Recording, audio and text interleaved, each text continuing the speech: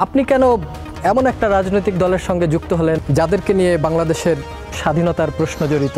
যারা আমাদেরকে এই ধরনের আদর্শের প্রতি উদ্বুদ্ধ করেছেন তাদের বক্তৃতা বিবৃতি শুনে আমরা আদর্শিত হই। টেগিংয়ের রাজনীতির চাইতে আমার কাছে বিউটিটা ভেরি ইম্পর্টেন্ট। এটাই আপনার প্রথম এবং শেষ নির্বাচন।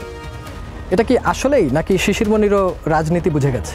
যত না বেশি আমি আমার নিজের জায়গায় থেকেছি তার চেয়ে বেশি আরেকটা লোককে প্রিপেয়ার করার অ্যাটেনশন দিয়েছি বেশি। অ্যাডভোকেট মোহাম্মদ শিশির মনির যখন এমপি শিশির মনির হয়ে যাবে, দিরাই সাল্লার জনগণের এমন কি পরিবর্তন আনতে পারবে যে জন্য শিশির মনির নির্বাচনটা করতেই চায়?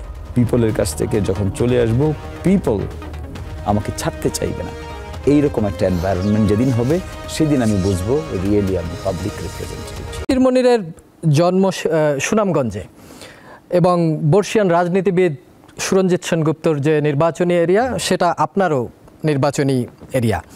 সেই ক্ষেত্রে আপনি ঢাকা বিশ্ববিদ্যালয়ে পড়াশোনা করেছেন, কিন্তু সুনামগঞ্জ থেকে এসে বাংলাদেশে তো অনেকগুলো রাজনৈতিক দল ছিল, আপনি কেন এমন একটা রাজনৈতিক দলের সঙ্গে যুক্ত হলেন বা এমন একটা ছাত্র সংগঠনের সঙ্গে যুক্ত হলেন যাদেরকে নিয়ে বাংলাদেশের স্বাধীনতার প্রশ্ন জড়িত, যাদেরকে নিয়ে স্বাধীনতা যুদ্ধে যুদ্ধপরাধীর ট্যাগিংও জড়িত?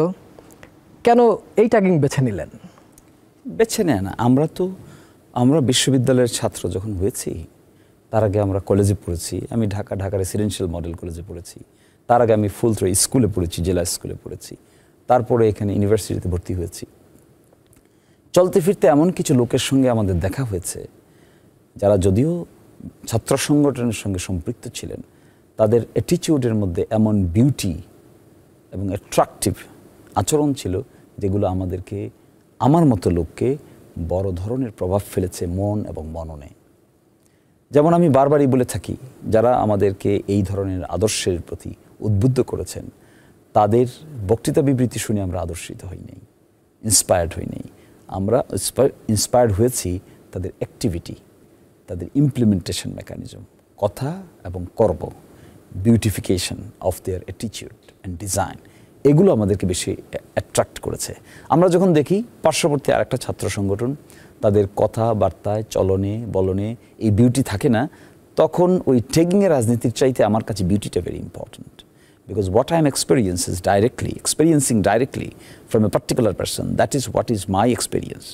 But what I am being tagged with, it is not my experience. It is somebody else is imposing something upon me. So what is my priority? My priority is what I am seeing, what I am touching, what I am catching, what I am exchanging, what I am dialoguing. This is more reliable information to me than that of hypothetical information. Who did what, when, how. আমি তো দেখছি কে আমার সঙ্গে কী করছে। এই যে বিউটিটা, এই ছাত্র সংগঠনের আপাদমস্তক এত সুন্দর করে গ্রথিত যে এই জন্যই এখানে অনেক বেশি মানুষ অ্যাট্রাক্টেড হয়। এর যে financial mechanism, it's such a transparent accountable mechanism. এইখানে যখন আমি দেখব, পার্ট হব, ইমপ্লিমেন্ট করব, আর আরেকজন যখন দূর থেকে আমাকে অন্য ধরনের ট্যাগিং করবে, which one will attract me? The transparency, accountability will attract me than that of tagging. Despite having all tagging did not get priority over this transparent attitude and mechanism. This beauty is prioritized than that of tagging. That's why I'm here. আইনজীবী শিশির মনির জামাতের প্রার্থী হিসেবে সুনামগঞ্জের দিরাই এবং সাল্লায় নির্বাচন করবে।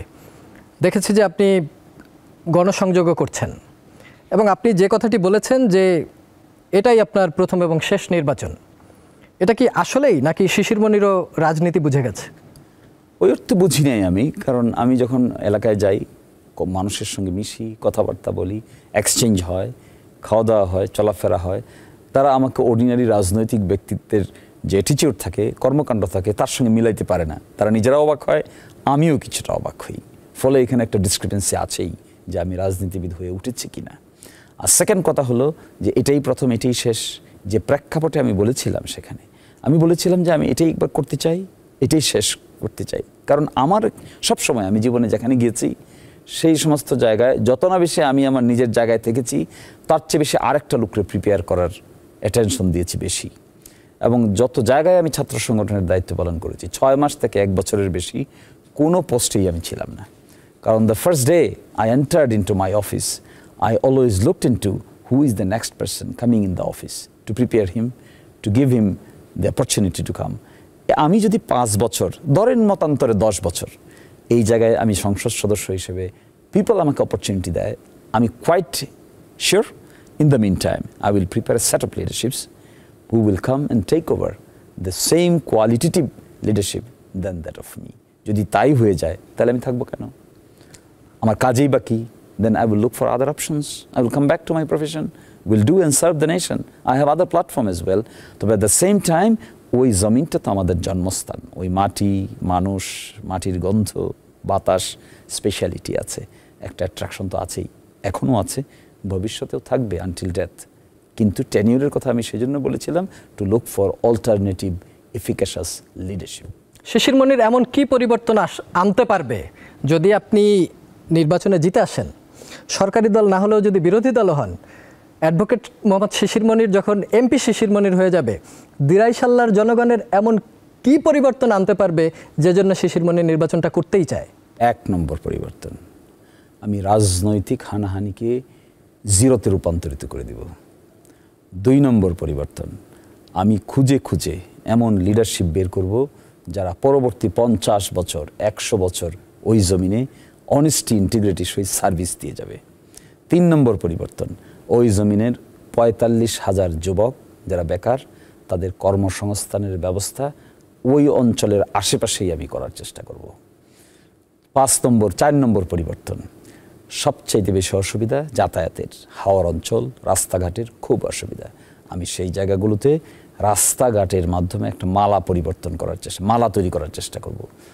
5 নম্বর পরিবর্তন, ওখানে খাল খনন, নদী নালা শুকিয়ে যাচ্ছে, প্রকৃতি হাওর বাওর তার নেচার হারিয়ে ফেলছে, একসময় এন্ডেঞ্জার্ড স্পেসিসে রূপান্তরিত হবে। আমি এটাকে আবার খাল খনন এবং রিগেন করে এন্ডেঞ্জার্ড স্পেসিসকে আমি রক্ষা করতে চাই, প্রকৃতিতে ফিরে যেতে চাই। 6 নম্বর পরিবর্তন, প্রায় 13টার মতো বড় বাজার আছে, এই বড় বাজারগুলোর মধ্যে আমি উপস্বাস্থ্য ব্যবস্থা গড়ে তুলতে চাই, যেখানে স্বাস্থ্যের ক্ষেত্রে প্রাথমিক চিকিৎসা সেবা বাড়ির পাশ থেকেই লোকেরা পেতে পারবে। 7 নম্বর পরিবর্তন, আমি বর্ষার সিজনে নৌকা কিংবা স্পিডবোটের মধ্যে অ্যাম্বুলেন্স সার্ভিস চালু করতে চাই, কারণ ওই সময়টাতে আর ওখান থেকে মানুষ আর কোথাও যেতে পারে না, যেহেতু আপনার নির্বাচন এরিয়া পুরোটাই হাওর বেষ্টিত। আর সর্বশেষ কথা, আমি যেদিন চলে আসব, ওই দায়িত্ব থেকে যেদিন আমি চলে যাব, সেই দায়িত্ব থেকে আমি এটা দেখে আসতে চাই, ইট ইজ মাই ডিজায়ার যে আমি পিপলের কাছ থেকে যখন চলে আসব, পিপল আমাকে ছাড়তে চাইবে না।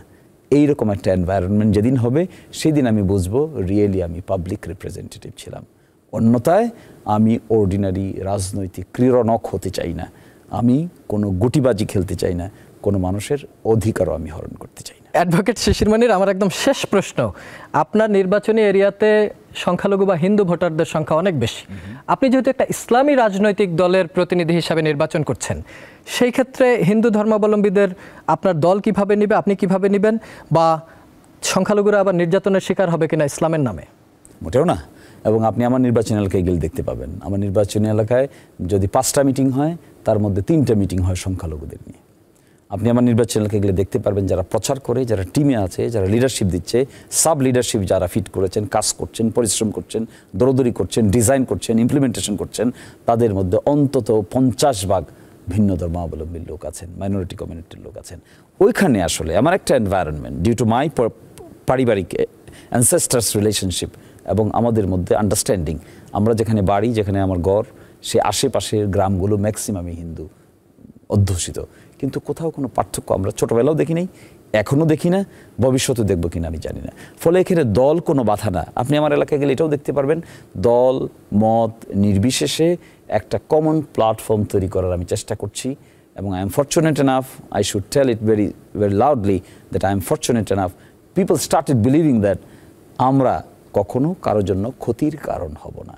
এবং at the same time we are trying to give enough security in so far in our capacity. এবং এট দ্য সেম টাইম এই কর্মকাণ্ডের সঙ্গে যারা জড়িত হচ্ছে, পাবলিক ফাংশনের সঙ্গে জড়িত হচ্ছে, দেখবেন কোনো রকমের কোনো হেজিটেশন ছাড়া হিন্দু মুসলিম নির্বিশেষে ইকুয়ালি অংশগ্রহণ করছে, যেন এটা তার নিজেরই কাজ।